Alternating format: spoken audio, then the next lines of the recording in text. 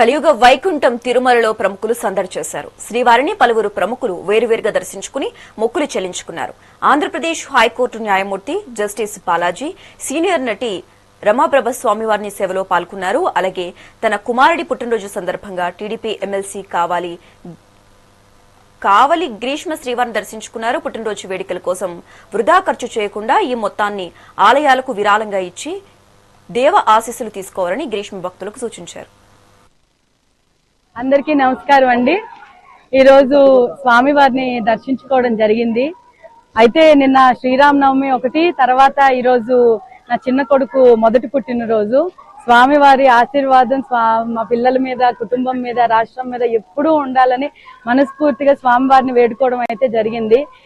ఎప్పటిలాగే అయితే ఈ సంవత్సరం నుంచి ఏమనుకున్నామంటే మా కుటుంబ సభ్యులందరూ డొనేషన్ ఒకటి ఇవ్వాలి కంపల్సరీగా ప్రతిసారి పిల్లల బర్త్డే కన్నా అనుకున్నాము. నేను అందరికీ చెప్తున్నానండి, వేరే వేరే బర్త్డేస్ అంటే ఎలాగో చేసుకుంటాం కానీ, వేరే రకాలుగా బర్త్డే చేసుకుంటాం కానీ ప్రతి ఒక్కరు కూడా స్వామిని దర్శించుకొని ఒక టెంపుల్ కి వెళ్ళి అక్కడ డొనేషన్ ఇస్తే అది వేరే వాళ్ళకు కూడా ఉపయోగపడుతుంది. ఇది అందరికీ రిక్వెస్ట్, అందరూ చేస్తే చాలా సంతోషంగా ఉంటుంది. నాకు నిజంగా స్వామివారు ఈరోజు నిజంగా చాలా సేపు కూడా స్వామి కరుణించినట్టే ఈరోజు చాలా సేపు కూడా దర్శనం జరిగింది. అందరూ బాగుండాలి, అందులో మేము ఉండాలన్న కుటుంబం మాది. స్వామివారి ఆశీర్వాదం రాష్ట్ర ప్రజల మీద ఎల్లప్పుడూ ఉండాలని మనస్ఫూర్తిగా కోరుకుంటున్నాను. నమస్కారం.